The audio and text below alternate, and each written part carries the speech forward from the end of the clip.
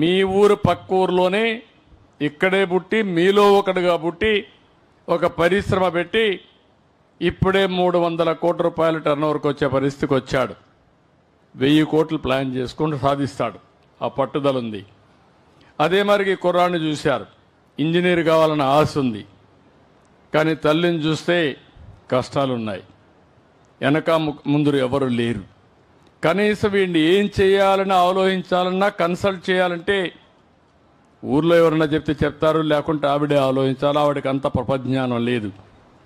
అది విక్రమ్ అయితే చేయగలుగుతాడు. ఈయనకి దేశం అంతా తిరుగుతున్నాడు. ఏం చేస్తే లాభం వస్తుందో ఆ కుటుంబానికి అండగా ఉండి మీ కుటుంబ సభ్యులతో సమానంగా ఇది ఒక అదనపు బాధ్యతగా మీరు తీసుకుని మీరు చేయాల్సిందిగా విక్రమ్ గారిని కోరుతున్నా. చేస్తారని చెప్పాల్సిన. బాగా చదువుకుంటావా? నమ్మకమేనా? నీకు ఆయన చెప్పింది నీకు అర్థమైందా? అర్థమైంది సార్. ఏం అర్థమైంది నీకు చెప్పు. నీకు అయ్యింటే బాగా చదువుకుంటావు. ఇప్పుడు విక్రమ్ నాగేశ్వరరావు చెప్పాడు, నారాయణరావు చెప్పాడు. నారాయణరావు గారు చెప్పింది నీకేమర్థమైంది? బాగా చదివేస్తాడండి. అర్థమైందా నీకు? అర్థమైంది. నీకు ఏదైనా ఇబ్బంది వస్తే ఎవరితో మాట్లాడతావు? మీ అమ్మతో తర్వాత ఎవరితో మాట్లాడతావు? సార్తో మాట్లాడతావు. కాబట్టి లైన్ ఏర్పాటు చేశా. ఆ లైన్లో పోయే బాధ్యత మీది. సరేనా? నమ్మకమేనా? నమ్మకం. సరే సార్. గట్టిగా చెప్పు. సరే సార్. ఓకే, అందరికి చెప్పు. అందరి ముందర నేను మళ్ళా నిన్ను ఇంజనీర్గా చూడాలి. సరే. అవుతానని చెప్పు. అవుతాను. మొత్తం నువ్వు బ్రీఫ్గా చెప్పు. నువ్వు 9వ తరగతి స్టూడెంట్ కదా, చిన్నగా అందరికీ చెప్పేసి బాగా చదువుకొని అవుతానని. నేను బాగా చదువుకొని ఇంజనీర్ అయినా అవుతాను సార్. Thank you. గట్టిగా చప్పట్లు కొట్టి నిండి మనసుతో ఈ చిరంజీవిని ఆశీర్వదించండి.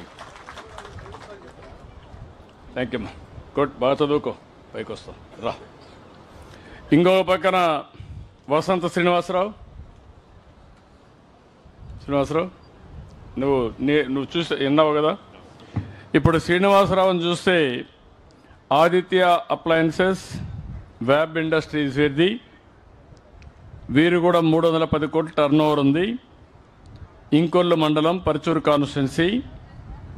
వీరు కూడా శ్రీను వసంత ఎన్ ఇండస్ట్రియలిస్ట్. ఇతను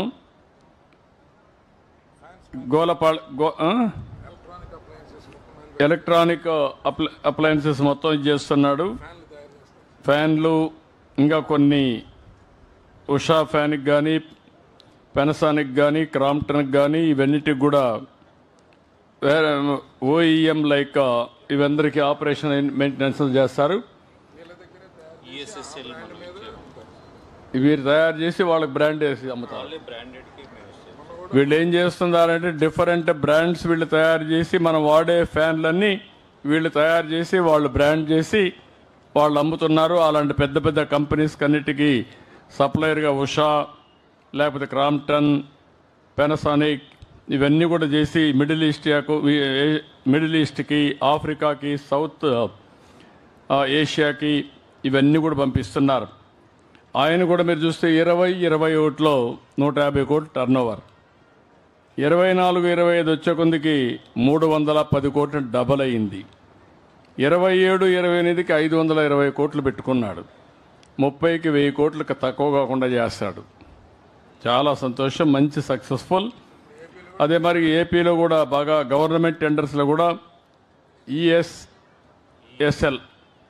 ఈఎస్ఎస్ఎల్ ప్రాజెక్టులు చేస్తున్నాడు.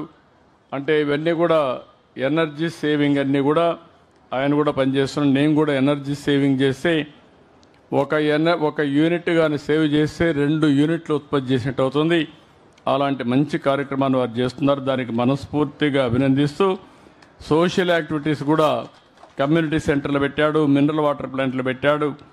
డొనేషన్స్ అన్ని ఓల్డేజ్ హోమ్కి డొనేషన్లు ఇస్తున్నారు. ఇలాంటి మంచి కార్యక్రమాలు చేస్తున్నాడు. అదే మరిగా ఎక్కడన్నా శ్మశాన కేంద్రాలు వాటికలు కావాలంటే అవి కూడా కట్టాడు. ఇలాంటివి మంచి కార్యక్రమాలు చేసి ఒక మంచి వ్యక్తిగా వీళ్ళిద్దరిలో మీరు కోరుకున్నారు.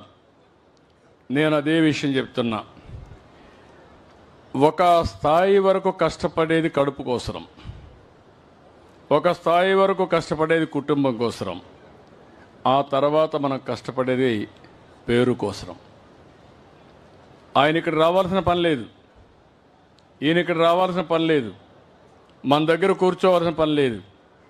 కానీ ప్రతి ఒక్క వ్యక్తిలో ఉండే గుణం మీరు చూస్తే ఒక స్థాయి తర్వాత నాతో సమానంగా ఉండే పేదవాళ్ళకి సహాయం చేసి నా జీవితాన్ని చరితార్థం చేసుకోవాలని ఏకైక కోరికతోనే వాళ్ళు ఉన్నారు. అందుకే వీళ్ళందరూ వచ్చారని చెప్పి కూడా నేను మీకు తెలియజేస్తున్నా. నా ప్రయత్నం అంతా ఒకటే, ఇలాంటి కొంతమంది సమాజం వల్ల పైకొస్తారు, వాళ్ళు రారు, వాళ్ళు ఏసీ రూముల్లోనే ఉంటారు.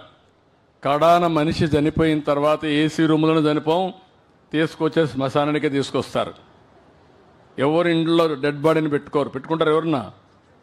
పెద్దవాడైనా కోటీశ్వరుడైనా కడాన పోయి అది భూమిలోకి పోవాల్సింది. భూమిలో పుట్టాం, మట్టిలో పుట్టాం, మళ్ళా మట్టిలో కలిసిపోతాం. కానీ శాశ్వతంగా మిగిలేది మన జీవితంలో ఏం చేశామో అదే శాశ్వతంగా మిగులుతుంది. అలాంటి మంచి కార్యక్రమాలకు ఇద్దరు ముందుకు వచ్చారు. అశోకుడు చనిపోతూ చేతులు చూపించి చనిపోతాడు. అంటే నేను అలెగ్జాండర్ చనిపోతూ చేతులు చూపించి చనిపోతాడు. ప్రపంచాన్ని అంతా కూడా నేను కాన్కర్ చేశాను, మొత్తం జయించాను, ఈరోజు చనిపోతున్నాను, నేను ఏమీ తీసుకుపోవడం లేదు, అంతా వదిలిపెట్టిపోతున్నానని ఒక మెసేజ్ ఇచ్చి చనిపోతాడు. అలాంటి మంచి కార్యక్రమానికి వచ్చారు. వారిద్దరిని అభినందిస్తూ ఇప్పుడు మన మిత్రుడు శ్రీనివాసరావు గారు ఒక్క నిమిషం వసంత శ్రీనివాసరావు గారు ఎక్స్ప్లెయిన్ చేస్తారు. ఏం అర్థం చేసుకున్నారు, మీరేంటి? నా పేరు వసంత శ్రీను. మేము వ్యవసాయ కుటుంబం నుంచే వచ్చాము. మాది ఇంకోలు మండలం హలో సార్. మేము కష్టపడి పనిచేసి ఈ స్టేజ్కి వచ్చాము సార్. ఇండియాలో #1 మ్యానుఫ్యాక్చరింగ్ కంపెనీ ఫ్యాన్ ఇండస్ట్రీలో. ఆల్మోస్ట్ ఆల్ మేజర్ బ్రాండ్స్, ఏ కంపెనీ అయినా ఇండియాలో ఫ్యాన్లు చేయాలంటే మొత్తం మేమే చేస్తాము. కొత్తగా కాన్సెప్ట్ ఇండియాలో first time energy saving fans. అంటే ఈ పాత ఒక ఫ్యాను 75 వాట్స్ తీసుకుంటుంది. నేను డెవలప్ చేసిన ఫ్యాను 28 వాట్స్. అంటే ఒక ఫ్యాన్ కన్జంప్షన్కి ఇప్పుడు 4 ఫ్యాన్లు తిరుగుతుంది. సెంట్రల్ గవర్నమెంట్ కూడా లాస్ట్ టైం మీరు కూడా లాంచ్ చేశారు ESSL పెద్ద ప్రాజెక్టు. మీరు ఏదైతే నేను IFMA మీటింగ్లో, ఆల్ ఇండియా ఫెడరేషన్ మీటింగ్లో, ఫ్యాన్ నేషనల్లో పవర్ ఒక్క యూనిట్ పవర్ సేవ్ చేస్తే అది ఎనర్జీ సేవింగ్ అనేది అదే సేమ్. మీరు అదే లాస్ట్ మీటింగ్లో మీరు అదే చెప్పారు. వరల్డ్ వైడ్ ఎక్స్పోర్ట్ అంటే ఇండియాలోనే కాదు, త్రూఅవుట్ వరల్డ్ మొత్తం ఎక్స్పోర్ట్ చేయాలనే concept BLDC concept only first time in India.